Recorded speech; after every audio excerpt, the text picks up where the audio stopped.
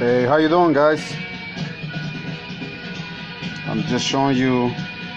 I just purchased a 3/8 Mac ratchet.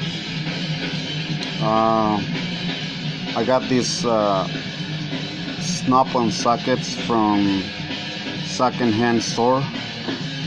Got the macro buffer and snap-on drill. New snap-on socket that I got it back from warranty, and it's pretty much what I just purchased this month of the 2018. Life is good, guys.